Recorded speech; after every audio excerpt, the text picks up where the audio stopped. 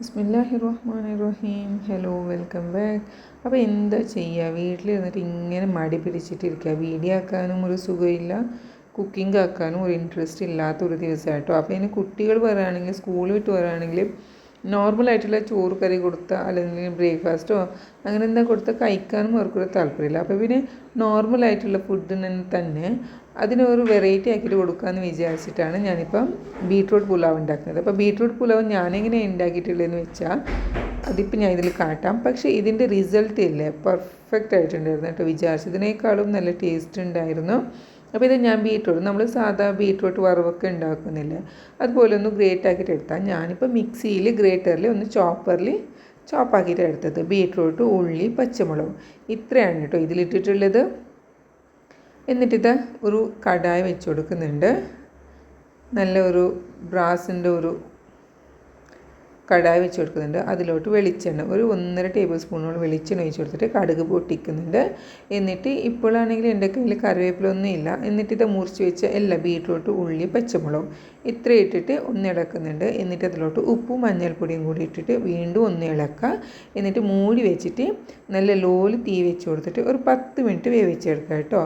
അപ്പോൾ ഈ വെജിറ്റബിൾസൊക്കെ നന്നായി അധികം കുക്കാവേണ്ട ആവശ്യമൊന്നുമില്ല. അപ്പോൾ അത് മൂടി വെച്ചിട്ട് അത് ഇവിടെ വെന്ത് കഴിഞ്ഞിട്ടുണ്ട്.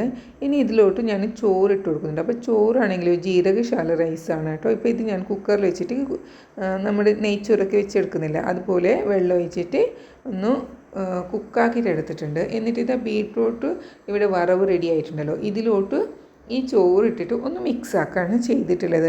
ഇനിയിപ്പോൾ ബീട്രൂട്ട് കറി അങ്ങനെ തന്നെ കൊടുത്താൽ അത് കഴിക്കാൻ ആർക്കും താല്പര്യമില്ല. ഞാൻ ഒറ്റയ്ക്ക് ഇരുന്ന് കഴിച്ച് തീർക്കണമായിരുന്നു. പക്ഷേ ഇങ്ങനെ ചെയ്തപ്പോൾ ഇത് ചൂടോടെ ഇങ്ങനെ കഴിക്കാനില്ലേ ഒരു എക്സ്ട്രാ ഒരു ടേസ്റ്റായിട്ടോ. നമുക്ക് തട്ടുകടയിലൊക്കെ നമ്മുടെ റോഡ് സൈഡിലൊക്കെ ചോറ് എങ്ങനത്തെ ചോറായാലും പുലാവ്, റൈസ് അങ്ങനെ എന്തെങ്കിലും വെച്ച് പറഞ്ഞ് അവർ തന്നാലും നമുക്ക് ഭയങ്കര ടേസ്റ്റാണ്.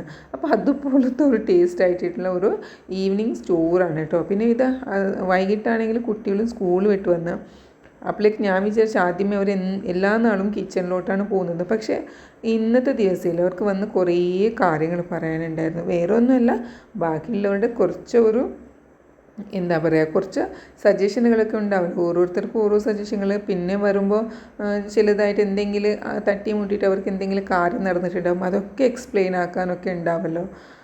അങ്ങനത്തെ കുറേ സംഭവങ്ങളായിരുന്നു കേട്ടോ ആ ദിവസം. അങ്ങനെ പിന്നെ കുറേ നേരം കഴിഞ്ഞിട്ടായിരുന്നു കിച്ചണിലോട്ട് പോയത്. പിന്നെ അവരുടെ ഈ പ്രശ്നം ഞാൻ അങ്ങോട്ട് സോൾവ് ആക്കിയിട്ട് പോകുമ്പോൾ എനിക്കാണെങ്കിൽ വീഡിയോ എടുക്കുന്ന ആ ഒരു ടൈമിങ്ങും മറന്നുപോയി.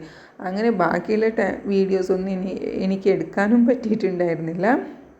അങ്ങനെ ചോറ് എന്തായാലും എല്ലാവരും കഴിച്ചിട്ടുണ്ടായിരുന്നു കേട്ടോ.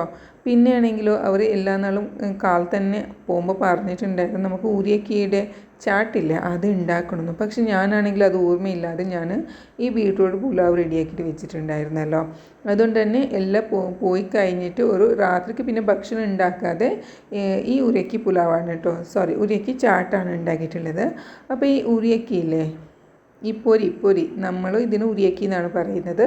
അപ്പോൾ ഈ പൊരിയില്ലേ, ഇതിലോട്ട് കുറച്ച് ഇട്ട് കൊടുത്തിട്ട് ഇതിലോട്ട് ഉള്ളി, തക്കാളി, പച്ചമുളക്, മല്ലിച്ചപ്പ്, ഉപ്പ്, ചാട്ട് മസാല, പിന്നെ ഹാഫ് ലെമണും കൂടി സ്ക്വീസ് ആക്കിയിട്ടിടുന്നുണ്ട്. എന്നിട്ട് വേണമെന്നുണ്ടെങ്കിൽ ഇതിലോട്ട് ചില്ലിപ്പൊടിയോ അല്ലെങ്കിൽ പെപ്പർ പൊടിയോ നിങ്ങൾക്ക് എരിവ് നോക്കിയിട്ട് ഇട്ട് കൊടുക്കാം. പിന്നെ ഇതിലോട്ട് 1 ടേബിൾ സ്പൂൺ വെളിച്ചെണ്ണയും കൂടി ഒഴിച്ച് കൊടുക്കുന്നുണ്ട്. എല്ലാം കൂടി ഒഴിച്ച് കൊടുത്തിട്ടില്ല, നല്ലോണം കൈ കൊണ്ടൊന്ന് കുഴച്ചെടുക്കുകയാണ് ചെയ്യുന്നത്. അപ്പോൾ ഇതിലോട്ട് ഞാൻ മസാലകളൊക്കെ ആഡാക്കി കഴിഞ്ഞിട്ടുണ്ട്. ഇനിയിപ്പോൾ ഇത് നല്ലോണം ഒന്ന് കൈ കൊണ്ട് കുഴച്ചെടുക്കാം.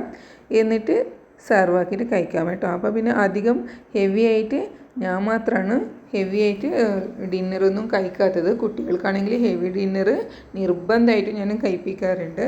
അപ്പോൾ പിന്നെ വൈകിട്ട് സ്കൂൾ വിട്ട് വന്നിട്ട് എന്തായാലും ആ പുലാവും കഴിച്ചിട്ടുണ്ടായിരുന്നു. പിന്നെ കുറച്ച് ബാക്കിയുള്ളതിന് രാത്രിയും കൂടി കഴിച്ചിട്ടുണ്ടായിരുന്നു. അപ്പോൾ എൻ്റെ വീഡിയോസൊക്കെ നിങ്ങൾക്ക് ഇഷ്ടമാവുകയാണെന്നുണ്ടെങ്കിൽ സബ്സ്ക്രൈബ് ആക്കാനും ലൈക്ക് ആക്കാനും മറക്കല്ലേ. അപ്പോൾ ഞാൻ ഇവിടെ വൈൻഡപ്പ് ആക്കാൻ നല്ല അടിപൊളിയായിട്ടുള്ള ചുറുമുറ എന്ന് പറയുന്ന ഉരക്കി ചാട്ടാണ് കേട്ടോ ഇത്. Take care.